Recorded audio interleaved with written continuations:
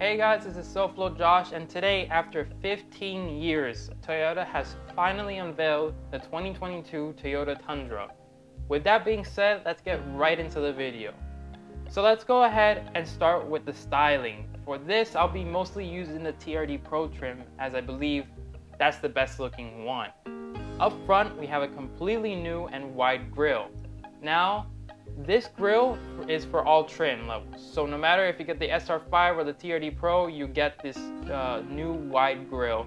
The only differences between the TRD ones and the SR5 and the Platinum ones is that the TRD Pro has the 3 amber lights fixated on the top of the grille, as well as a center-mounted light bar that I believe is optional. So flanked on both sides is an all-new headlight design with the LED daytime running lights and an LED projector headlights. On the inner side of the headlights, you have functional vents for cooling and aerodynamic purposes. Now personally, the headlights don't look too bad. I think it's honestly the grille that's kind of messing with the design of those headlights. They look a little squinty. But personally, they look pretty good. It's just that it fits wrong with the massive grille that's there. So with that being said, let's go ahead and move on to the side profile of the Tundra. So since this is the TRD Pro model, we do have 18-inch forged BBS wheels all around. They look very, very nice. I personally like the design of these forged wheels.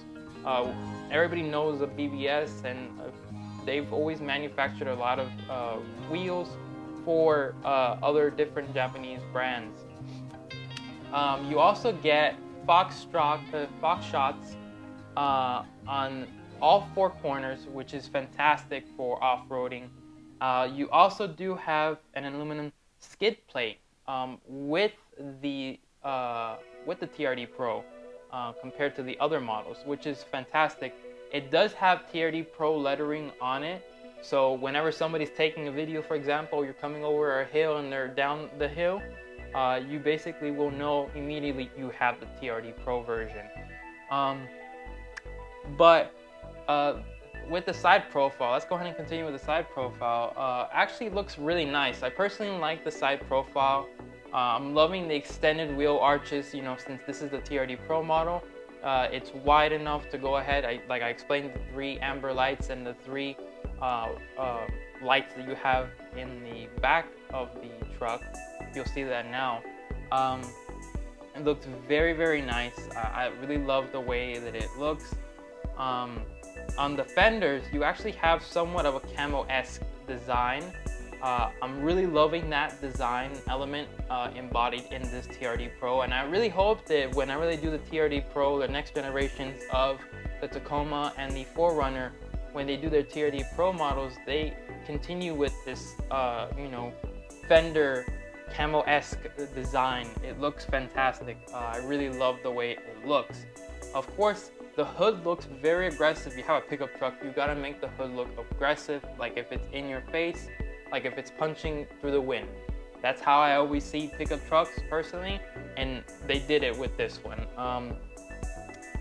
From the side profile, it actually looks really nice, like I mentioned. Now on the TRD Pro model, you can't get the extended bed, sadly. But there's a reason why. It's because it messes up with the off-road format of the TRD Pro. You need that better departure angle, and if you have a wider, you have a longer bed, it's not going to work as well for you compared to the shorter bed that this one has. Now let's get to the rear. The tailgate on the back is nothing like what GM and Ram offer with those multi-version tailgates, where the GM has 3 different ways to get into the bed, and Ram has, you know, the barn door style. But Toyota did it the traditional way, you know, flip out. That's all you basically need. Now, a smart element is on the side of the new Tundra, on the tail light housing, on either side, they have these buttons to go ahead and quickly release the trunk, which is a pretty cool idea in my opinion. There's no truck out there that actually has that, and I really think that Toyota really nailed the mark with that, adding that feature. But of course, you could still open the tailgate with the latch on the back. The exhausts have also been relocated now. It's no longer on the passenger side. It is now on the driver's side. So depending on the engine choice that you get, you can either get a single outlet or a twin outlet. It's only on one side. It's not dual outlets on either end. So it's just a single side dual outlet. So talking about engine choices, okay? I know some of you are going to be sad, but Toyota did not return with the V8. A lot of people are wondering why. Personally, I think it's because the new chassis that the Toyota Tundra rides on, which is the TNGA F platform, I believe won't actually incorporate that V8 under the hood, personally.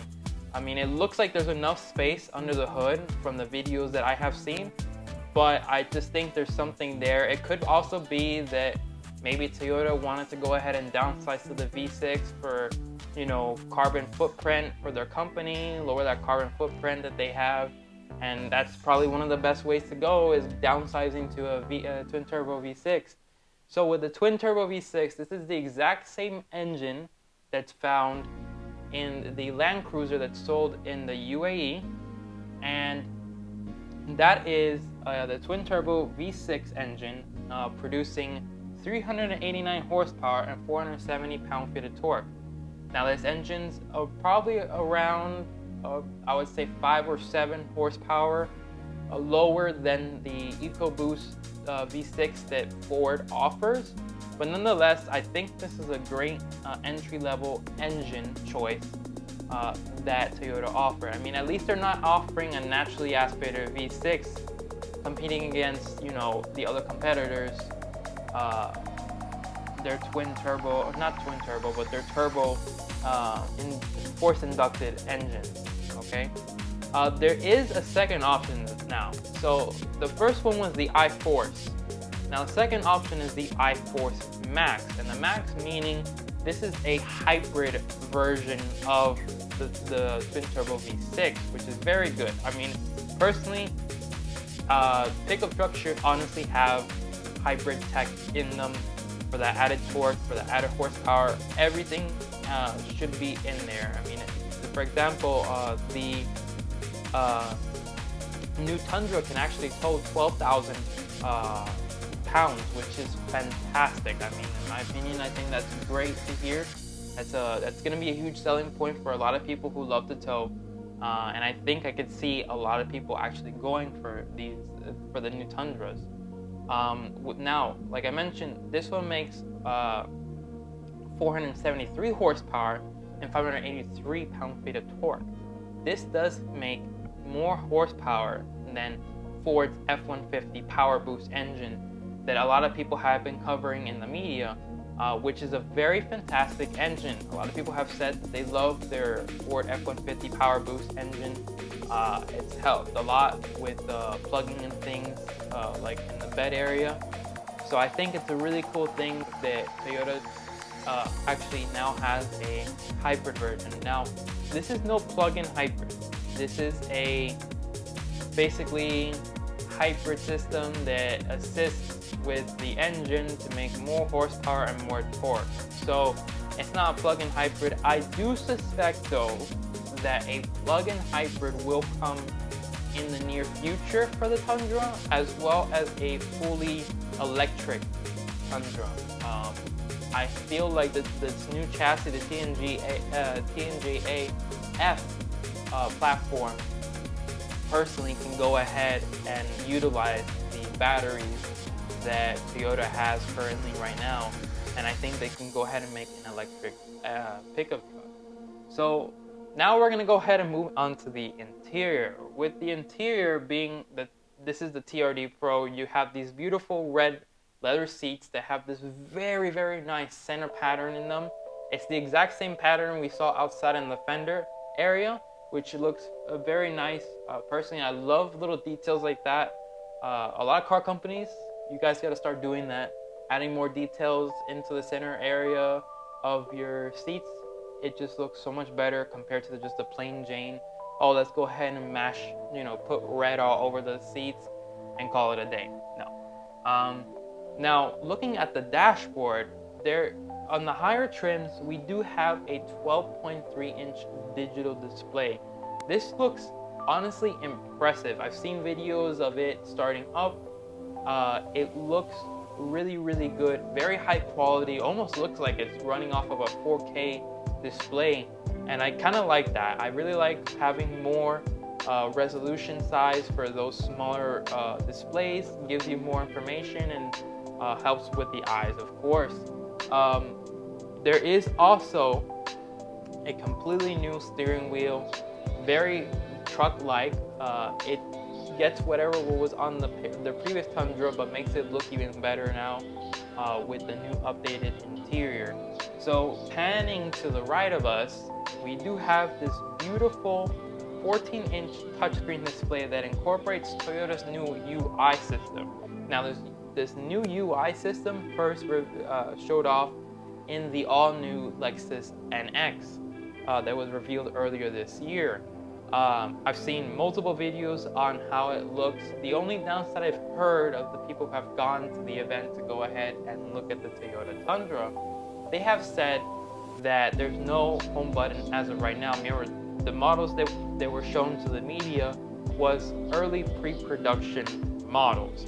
So they're not to be taken, finalized. I'm sure that Toyota at the end of the day will add a home button, hopefully, because basically having to go to multiple screens just to get to the home button would be a pain in the neck to do. So let's go ahead and get into the back seat. And honestly, the back seat looks as impressive as the front. It's really wide. This is the Max Crew Cab configuration on the TRD Pro that you can only get. TRD Pro does not come with the smaller cab configurations at all. And I personally love the way that it has a wider entrance point, and I believe that 6 feet tall people can go ahead and sit back there across the full bench with 2 other adults, which is great. There is though a panoramic sunroof that comes standard with the TRD Pro. It's not an option, so you can't basically remove it, which kind of sucks because then that eats into the cabin space, but it adds for better lighting in the cabin space, which is a great thing. You do also, by popular demand, thank you Toyota for going ahead and bringing this back, you do also have a power rear window that goes all the way down, completely flush. It's perfect for whenever you're going into traffic and you put your blinker on and somebody lets you in, you can just put that window down, impress them to say, hey, look, my Toyota Tundra has this feature. And then you say thank you, and you throw up a peace sign and say thank you, which is a very good feature. But it's also good for whenever you're hauling certain things that don't fit within the bed. You can put it through that glass and of course fit it into the cabin area. But it's a really cool feature, and it's also on the 4Runner. Everybody knows that the 4Runner has always have that. But I will say that depending on the cab configuration that you get, it does not come with the full rear window power.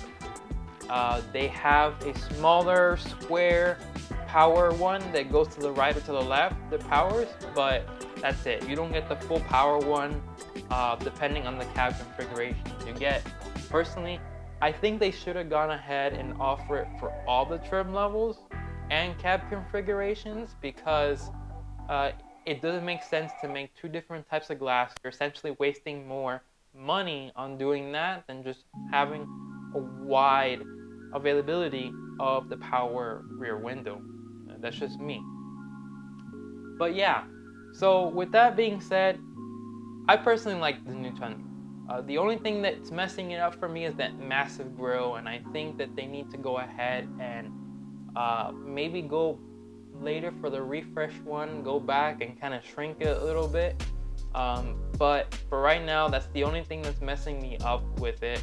But it really does seem like most brands are really doing that nowadays. They're going for the big grills. You have BMW that's doing it. You know, Cadillac's doing it with their Escalade. And I guess in some kind of capacity, it makes sense for a bigger truck, body on frame truck to go ahead and have this compared to, let's say, for example, a compact sedan or compact CUV. So that's just me personally. I just don't like the massive grille for the Tundra. I like the way it looked before this. So with that being said, let me know what you guys think of the new Tundra. Do you like the new Tundra? Would you rather choose the new F-150 or the Ram 1500 or the new facelifted Chevy Silverado? I really would love to know. Please let me know in the comments down below. And make sure to subscribe to the channel. It will help me out a lot. I'm almost there at 150 subscribers, but we're getting there. We keep going and we're gonna get stronger and stronger. I hope you all have a wonderful day, and I'll see you guys in the next video. Have a blessed day.